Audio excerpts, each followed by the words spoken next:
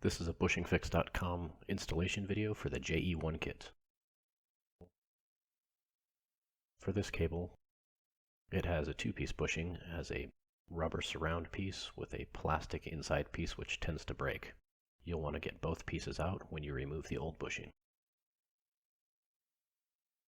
Take the new bushing and use your thumb and press it in from the top.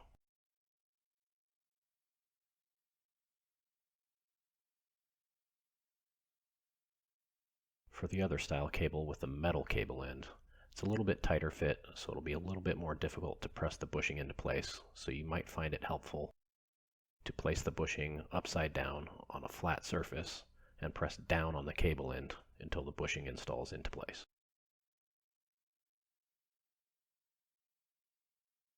Use a small amount of the included grease on the transmission lever ball. And snap the cable into place. And that's it, you're done. Thanks for watching.